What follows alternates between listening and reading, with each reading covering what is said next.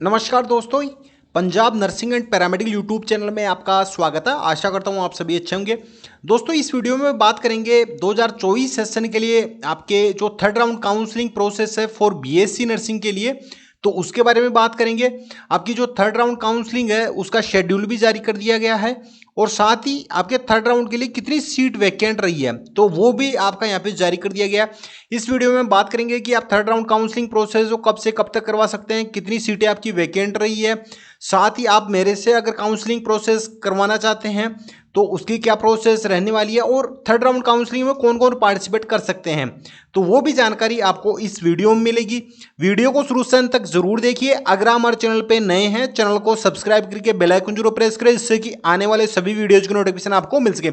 और दोस्तों, पंजाब से रिलेटेड नर्सिंग की हो या पैरामेडिकल की हो या आपकी इन फ्यूचर कोई भी गवर्नमेंट जॉब नोटिफिकेशन हो, तो सभी की इन्फॉर्मेशन आपको समय समय पर इस चैनल पे मिलती रहेगी।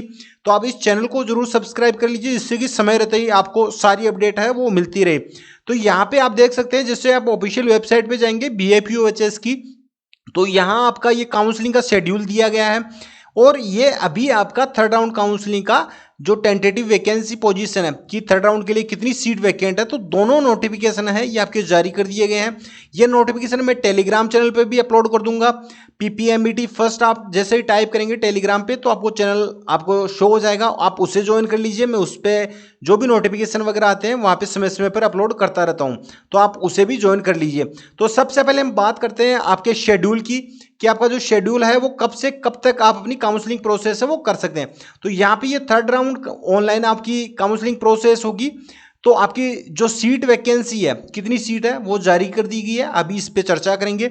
और सबसे पहले तो कि थर्ड राउंड काउंसलिंग में कौन कौन पार्टिसिपेट कर सकता है। जैसे काफ़ी सारे स्टूडेंट थे जिन्होंने PPMBT का एग्जाम नहीं दिया था, जो एंट्रेंस एग्जामिनेशन होता है नर्सिंग में एडमिशन लेने के लिए, हर एक स्टेट में होता है एंट्रेंस एग्जामिनेशन BSc नर्सिंग में एडमिशन लेने के लिए।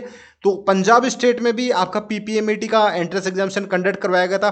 काफ़ी सारे ऐसे स्टूडेंट हैं जिन्हें पता नहीं है कि BSc नर्सिंग में एडमिशन डायरेक्ट ही हो जाता है, उनके मन में ये भ्रम है कि डायरेक्ट एडमिशन हो जाएगा 12th के स्कोर के बेसिस पे। लेकिन ये चीज़ें 4 से 5 साल 6 साल पहले होती थी कि आपके स्कोर के बेसिस पे आपका एडमिशन होता था, लेकिन अब ये नहीं होता। अब जो आपकी स्टेट मेडिकल यूनिवर्सिटी है BFUHS जैसे पंजाब की, तो इनके द्वारा एक एंट्रेंस एग्जामिनेशन कंडक्ट करवाया जाता है और उसमें आपके मेरिट स्कोर के बेसिस पे आपकी काउंसलिंग प्रोसेस होती है और फिर उस बेसिस पे ही आपका एडमिशन होता है। तो ये चीज़ मैं पहले ही क्लियर कर देता हूँ क्योंकि काफ़ी सारे ऐसे जिन्होंने नीट का एग्जाम दिया तो उनकी ये कन्फ्यूजन रहती है कि हमें डायरेक्ट एडमिशन मिल जाएगा या 10+2 के स्कोर के बेसिस पे मिल जाएगा, तो वो पॉसिबल नहीं है। अब यहाँ पे आप देख सकते हैं कि ऑल PPMBT क्वालिफाइड, अब PPMBT का एग्जाम जिन्होंने दिया था और साथ ही जो क्वालिफाइड है, क्वालिफाइड जो क्राइटेरिया है, तो वो अगर फुलफिल कर पा रहे हैं तो वो कैंडिडेट इसमें अपनी चॉइस फिल कर सकते हैं। कॉलेज कैटेगरी आपके और जो भी आप अपने प्रेफरेंस फिल करना चाहते हैं वो सारी की सारी फिल कर सकते हैं। जिनका क्वालिफाइंग स्कोर नहीं है PPMBT एंट्रेंस एग्जामिनेशन में, तो वो इस थर्ड राउंड काउंसलिंग में पार्टिसिपेट नहीं कर सकते। यहाँ पे बिल्कुल क्लियरली इन्होंने मेंशन कर रखा, मैं अपने मन के मुताबिक नहीं बता रहा। आपकी जो काउंसलिंग प्रोसेस है वो आपकी स्टार्ट हो जाएगी 4 तारीख से लेके 9 तारीख तक। तो 4 से कल से आपकी स्टार्ट हो जाएगी, 9 तारीख तक आप अपनी चॉइस फिल कर सकते हैं। कौन सा कॉलेज चूज करना, आपको किस कैटेगरी के अंतर्गत आपको अपनी सीट लेनी है, वो सारी आपको 4 से 9 के बीच में आप कर सकते हैं। सीट अलॉटमेंट है वो 10 तारीख से लेके 11 तारीख तक चलेगा। फिर आपका प्रोविजनल सीट अलॉटमेंट है कि जो आपने चॉइस फील की थी उसका जो प्रोविजनल सीट अलॉटमेंट है, रिजल्ट है वो आपका 13 तारीख तक जारी कर दिया जाएगा। 13 तारीख को 10-11 को आपकी 2 दिन ये प्रोसेस चलेगी, सारी की सारी जो भी चॉइस फील किया है। फिर आपका जो प्रोविजनल सीट अलॉटमेंट है वो जारी कर दिया जाएगा 13 तारीख को। अब उसके बाद में जो भी कैंडिडेट जिनको सीट अलॉट होती है थर्ड राउंड काउंसलिंग के जो प्रोविजनल अलॉटमेंट जारी किया जाएगा उसमें, तो अगर उनको कोई भी दिक्कत है, कोई भी इश्यू है या कोई भी उनको ये दिख रहा है कि जो कैटेगरी उन्होंने फिल की थी उसमें सीट नहीं मिली, दूसरी कैटेगरी में उनको मिल गई, जो कॉलेज चॉइस उन्होंने फिल की उसमें वो नहीं हो, उनमें से थी ही नहीं लेकिन अलग से आपको दे दी, कुछ भी XYZ अगर आपको इश्यू आता है तो आप ऑब्जेक्शन रेज कर सकते हैं। ऑब्जेक्शन रेज करने के लिए भी आपके पास में जो अपनी लॉगिन आईडी और पासवर्ड है उसके साथ में आपको करना है और साइड में आपको यहाँ पे ऑब्जेक्शन, क्वेरी ऑब्जेक्शन का आपको यहाँ पे ऑप्शन शो हो जाएगा। आप जो डैशबोर्ड आपका ओपन होगा वहाँ पे, और वहाँ से आप अपनी क्वेरी आप रेज कर सकते हैं। तो वो 14 तारीख तक का आपको टाइम दिया गया। अब जैसे कि अगर कोई भी ऑब्जेक्शन रेज नहीं करता है तो ये प्रोविजनल अलॉटमेंट जारी किया गया था, ये फाइनल रहेगा। फिर अगर किया जाता है तो भी आपका उसमें करेक्शन होके प्रोविजनल अलॉटमेंट के अलावा फाइनल जो अलॉटमेंट है वो जारी कर दिया जाएगा 16 तारीख को। आपका जो फाइनल अलॉटमेंट रिजल्ट है वो 16 तारीख को जारी कर दिया जाएगा। अब आपको जो रिपोर्टिंग करवानी है वो डेट दी गई है 17 से लेके 21 तारीख तक। तो जो आपका मेडिकल चेकअप होगा, जो भी कॉलेज आपको अलॉट होता है वहां पे अपने डॉक्यूमेंट, आपका जो एलिजिबिलिटी क्राइटेरिया वो सारा सब कुछ वहां पे चेक होता है, आपकी फीस वगैरह, और आपको अपने ओरिजिनल डॉक्यूमेंट लेके जो कॉलेज आपको अलॉट हुआ है उसमें आपको जाना होता है, अपना अलॉटमेंट लेटर साथ में लेके, अपने ओरिजिनल डॉक्यूमेंट और अपनी फीस के साथ में। तो उसकी डेट दी गई है 17 तारीख से लेके 21 तारीख तक। तो जो कॉलेज अलॉट होता है उसमें आपको इस डेट के बीच में जाना है। तो आप इसका स्क्रीनशॉट ले लीजिए जिससे कि आपको ये डेट है ये पता रहे, क्योंकि ये सबसे इंपॉर्टेंट है आपके लिए।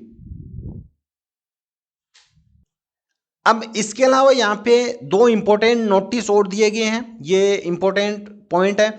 जैसे कि जिनको फर्स्ट राउंड और सेकंड राउंड काउंसलिंग में सीट अलॉट हो चुकी है वो थर्ड राउंड में पार्टिसिपेट करना चाहते हैं, तो 2 तारीख तक का उनके पास में समय था। जो भी कॉलेज उनको रिसीव हुई थी, जो उनको अलॉट हुई थी उसको सरेंडर करना था। तो 2 तारीख तक जिन कैंडिडेट ने सरेंडर कर दिया वो थर्ड राउंड काउंसलिंग में पार्टिसिपेट कर सकते हैं और अपने कॉलेज चॉइस फील कर सकते हैं। और इसके अलावा ये जो आपका पॉइंट दिया गया इसमें यही है कि कुछ ऐसे कॉलेज हैं जिनमें आपकी कैटेगरी में आपको सीट नहीं मिलेगी, तो उसमें हो सकता है कि आपका जब रिजल्ट जारी किया जाए तो उसमें सीट जारी कर दी जाए, क्योंकि जिनको फर्स्ट और सेकंड में सीट अलॉट हुई है वो सरेंडर करेंगे तो वो सीट फिर वैकेंट हो जाएगी, और वो वैकेंट होने की वजह से थर्ड राउंड में वो वैकेंट वो आपको वहाँ पे शो होगी। लेकिन अभी जो आपकी सीट वैकेंट पोजीशन जारी की गई है उसमें आपको शो नहीं होगी, लेकिन बाद में वो शो हो सकती हुई। तो इसका जो कंक्लूजन है वो मैंने शॉर्ट में आपको बता दिया है कि आपकी कैटेगरी में अगर नहीं है बाई चांस तो आप उसको भी फील कर सकते हैं, यहाँ पे दिया गया है। तो मेरा तो ये कहना कि अगर आपको सीट वैकेंट पोजीशन में आपकी जो PDF फाइल जारी की गई है उसमें अगर नहीं दे रखा तो आप उसको चॉइस में फील ही ना कीजिएगा, तो ये बेहतर रहेगा। तो ये आपका शेड्यूल था। अब नेक्स्ट हम बात करते हैं कि आपका जो सीट वैकेंट पोजीशन है उसके बारे में। तो ये आपके थर्ड राउंड काउंसलिंग के लिए कितनी सीट वैकेंट पोजीशन है फॉर VSC नर्सिंग के लिए। तो यहाँ आपके गवर्नमेंट कॉलेज का नाम दिया गया है। जैसे कि यहाँ पे ये अमृतसर तक की जो कॉलेज है ये कोटा है, किस कोटा के अंतर्गत, तो यहाँ पे ये गवर्नमेंट कोटा है, वो स्टेट कोटा जिसे बोला जाता है। तो उसमें ओपन कैटेगरी में, जनरल कैटेगरी में एक भी सीट नहीं है अमृतसर वाले गवर्नमेंट कॉलेज में। और यहाँ पे SC कोटा में आपकी 2 सीट देखने को मिलेगी, BC कोटा में नहीं है सीट अभी। और ये कोटा हांडी जो कोटा है तो उसमें आपकी 3 सीट है। स्पोर्ट्स में एक भी सीट नहीं है। और ये आपकी जो बैकवर्ड एरिया 1 है, बैकवर्ड एरिया में ये आपके जो कैटेगरी है उसके अंतर्गत यहाँ पे ये देख सकते हैं कि एक में 0 है, एक में 1 है। तो इस तरीके से ये ट्राइबल एरिया का है, रूरल एरिया, ये डिफेंस का है, पैरामिलिट्री का है। तो ये सारी की सारी यहाँ पे आपको सीट वैकेंट पोजीशन है वो आपको दी गई है। तो आप इस PDF फाइल में देख सकते हैं कि आपको जो जिस कैटेगरी में सीट वैकेंट पोजीशन है। अब मैं चॉइस फिलिंग का बता देता हूँ कि यहाँ पे जैसे कि ये स्पोर्ट्स कोटा की स्टूडेंट्स हैं तो वो स्पोर्ट्स कोटा में इस कॉलेज को ना फिल करें क्योंकि यहाँ पे सीट ही नहीं है, तो इसका कोई सेंस ही नहीं निकलेगा। तो आपको अपनी जो काउंसलिंग प्रोसेस, जिन स्टूडेंट को सीट नहीं मिली अभी तक फर्स्ट राउंड और सेकंड राउंड काउंसलिंग में, और वो थर्ड राउंड काउंसलिंग में चाहते कि उनका 1 साल खराब ना हो, या उन्होंने पहले भी गैप ले रखा है और वो मेरे द्वारा अगर काउंसलिंग करवाना चाहते हैं, मैंने अभी तक फर्स्ट और सेकंड राउंड काउंसलिंग में जिन भी कैंडिडेट की काउंसलिंग की सभी को सीट अलॉट हुई है। तो अगर आप मेरे द्वारा आप काउंसलिंग प्रोसेस करना चाहते हैं तो मैं डिस्क्रिप्शन बॉक्स में आपको लिंक दे दूंगा, फर्स्ट कमेंट में भी आपको जो लिंक है वो पिन किया हुआ मिल जाएगा।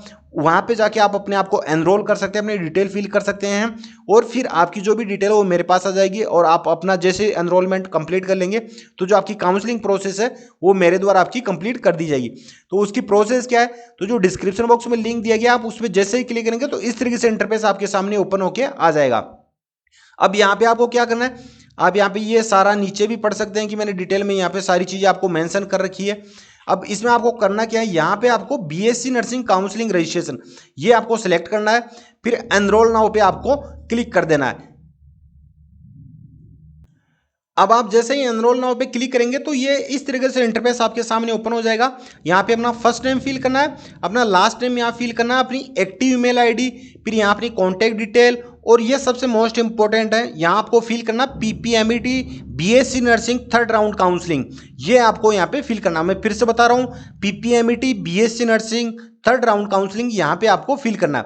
यहाँ अपने रोल नंबर फिल करने हैं और सबसे मोस्ट इंपॉर्टेंट है वो है आपका इंस्टाग्राम प्रोफाइल लिंक, क्योंकि जो भी कम्युनिकेशन रहेगा वो आपका इंस्टाग्राम के माध्यम से रहेगा। चाहे आपका ऑडियो कॉल हो तो वो इंस्टाग्राम के माध्यम से, या आपके जो भी डाउट हो वो सारे डाउट आप मुझे यहाँ पे पूछ सकते हैं। तो आप अपनी इंस्टाग्राम प्रोफाइल का लिंक यहाँ पे आपको मेंशन करना है और आप मुझे जैसे ही अपनी प्रोसेस कंप्लीट कर लेंगे यहाँ पे अपनी डिटेल फिल करने के बाद में, तो फिर आपको प्रोसीड टू पे पे आपको क्लिक करना है। अब जैसे ही अपनी डिटेल फिल करने के बाद में प्रोसीड टू पे पे क्लिक करेंगे तो आपके सामने कुछ इस तरीके से इंटरफेस ओपन हो जाएगा। यहाँ पे आपको सारे पेमेंट ऑप्शन अवेलेबल करवा रखे हैं, जैसे कि आप फोन पे से, गूगल पे से, पेटीएम से या क्रेडिट कार्ड, डेबिट कार्ड, सारे ऑप्शन यहाँ पर आपको देखने को मिल जाएंगे। तो आप कोई सा भी पेमेंट मेथड है वो चूज कर सकते हैं, जैसे कि यूपीआई मेथड से आप कर सकते हैं, क्रेडिट कार्ड, डेबिट कार्ड, तो जो भी पेमेंट ऑप्शन आपके पास में हो, इंडिया में जो जितने भी पेमेंट ऑप्शन है वो सारे के सारे यहाँ पे अवेलेबल करवा रखे हैं। तो आप जैसे ही अपना पेमेंट मेथड कंफर्म करेंगे आपकी सारी डिटेल मेरे पास में आ जाएंगी और आप मुझे अपना जो मैसेज है वो इंस्टाग्राम पे भी कर सकते हैं exam_mitra के नाम से। तो आप इंस्टाग्राम पे जाके जैसे ही अपना पेमेंट प्रोसेस कंप्लीट कर देंगे, सारी प्रोसेस अपनी डिटेल फिल करके, तो फिर आप मुझे exam_mitra पे आप मैसेज कीजिए, या आपने अपनी अगर इंस्टाग्राम प्रोफाइल लिंक यहाँ पे मेंशन की होगी तो मैं आपसे खुद मैसेज पे भी बात कर लूँगा। आई होप ये प्रोसेस आपके समझ में आ गई होगी और बाकी की अदर अपडेट मैं आपको समय समय पर प्रोवाइड करवाता रहूँगा। तो आप चैनल को सब्सक्राइब करके बेल आइकन जरूर प्रेस कर लेना। मिलते हैं नेक्स्ट वीडियो में, धन्यवाद, जय हिंद।